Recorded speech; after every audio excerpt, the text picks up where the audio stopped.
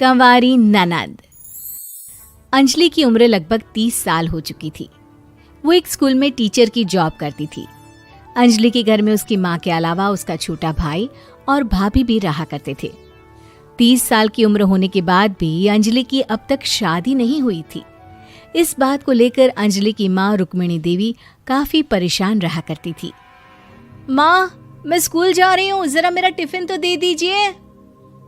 अब क्या पूरी जिंदगी मैं तुझे टिफिन बनाकर देती रहूंगी?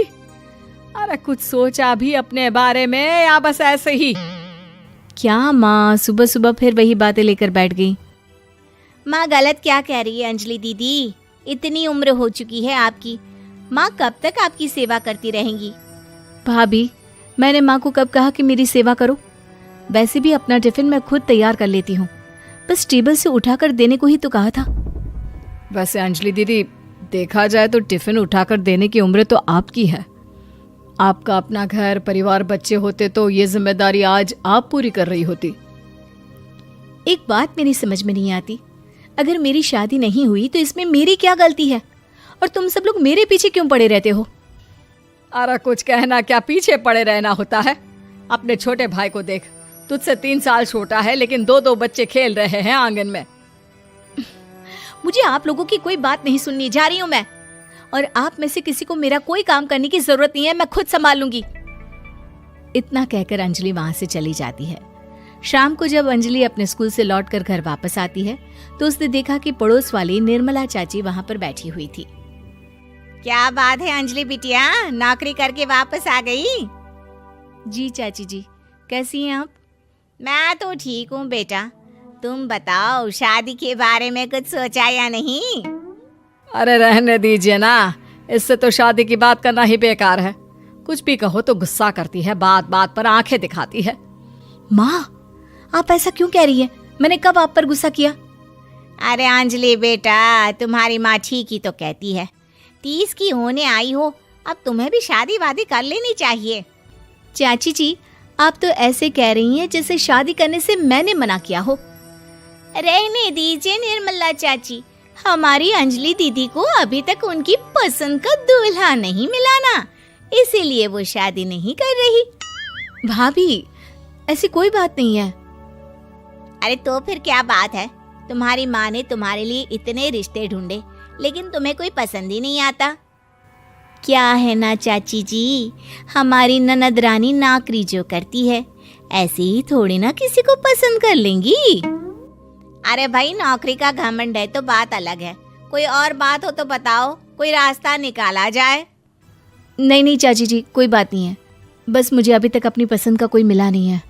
सुन लिया आपने, इस लड़की के तो पर निकल आए हैं और इतनी उम्र में अपनी पसंद का कोई मिलेगा भी नहीं इसे।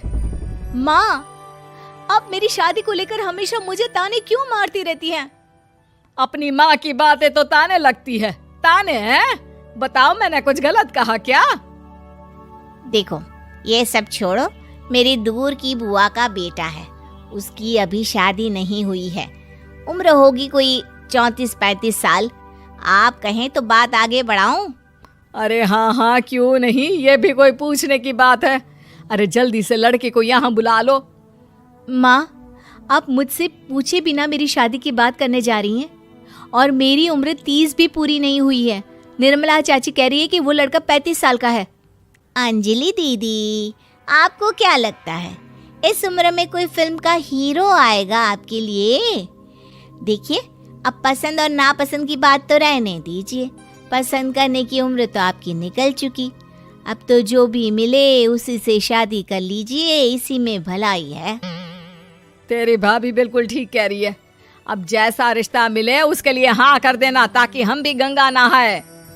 ठीक है, चलिए मैं उस लड़के को कहती हूँ, वो कल ही अंजलि को देखने आ जाएगा। अगले दिन निर्मला चाची के दूर का रिश्तेदार अंजलि को देखने उसके घर आता है। उसका नाम था अजय। अंजलि जी, तो आप नौकरी करती हैं, वो भी स्कूल में?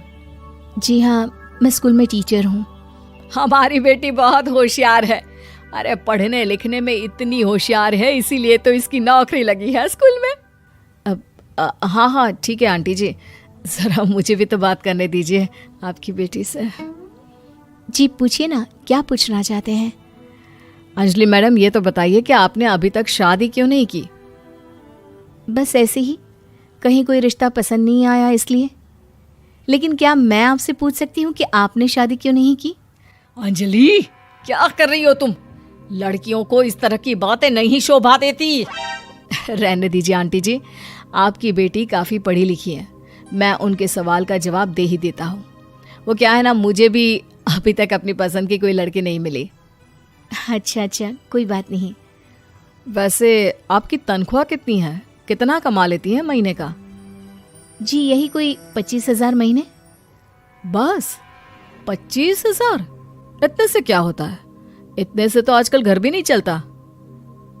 आपके कहने का क्या मतलब है? अरे मैं तो ये सोच कर आया था कि नौकरी वाली लड़की है, आराम से 40,000 कमाती होगी। माफ कीजिएगा, आपका और मेरा रिश्ता नहीं हो सकता। जी कोई बात नहीं, मुझे भी आपके साथ शादी करने में कोई इंटरेस्ट नहीं है। अंजलि, किस तरह की बात कर रही हो? घर आए रिश्ते को ठुकरा रही हो तुम। दीदी, अब इस उम्र में आपको इतनी अकड़ नहीं दिखानी चाहिए। अच्छा खासा रिश्ता हाथ से निकल गया, कहीं ऐसा ना हो कि जिंदगी भर कुंवारी ही रह जाओ आप। कुछ दिन और ऐसे ही निकल जाते हैं और अंजलि की शादी कभी नहीं होती। अंजलि के परिवार वाले बिंदास उसे ताने मारते रहते हैं, लेकिन अंजलि एक बड़ी नौकरी की तैयारी करती है और उसमें सिलेक्ट होने के बाद अंजलि को एक बहुत बड़ी नौकरी मिल जाती है। अब तो दीदी के नखरे और भी ज्यादा बढ़ जाएंगे भाई, अब तो इतनी बड़ी नौकरी जो लगी है, अब इनकी शादी होने से रही। माँ, मुझे नौकरी के लिए दूसरे शहर जाना पड़ेगा। आप जानती हैं ये बहुत बड़ी जॉब है और इसमें पैसे भी बहुत ज्यादा मिलेंगे। अच्छा, कितने पैसे मिलेंगे बेटा? माँ, मुझे हर महीने 90,000 सैलरी मिलेगी। क्या? अरे वाह वाह, ये तो बहुत अच्छी बात है। लेकिन फायदा क्या? कितने भी पैसे मिले, शादी तो हुई नहीं ना तुम्हारी। अंजलि नौकरी करने के लिए दूसरे शहर में चली जाती है और जब कुछ महीनों के बाद वो वापस घर आती है तो उसे अपने पति के साथ देखकर उसके घर वाले हैरान रह जाते हैं। अरे अंजलि, तूने शादी कर ली और हमें बताया तक नहीं। और दामाद जी करते क्या है? इतनी बड़ी कार है उनकी। माँ, मैं आपको सब कुछ बताना चाहती थी, लेकिन आप सबके ताने सुनकर बहुत दुखी हो गई थी और इसलिए मैंने अपनी पसंद से शादी कर ली। मेरे पति मेरे साथ ही ऑफिस में नौकरी करते हैं और बहुत बड़े अफसर हैं। और एक बात बताऊं माँ, आज मैं बहुत खुश हूँ।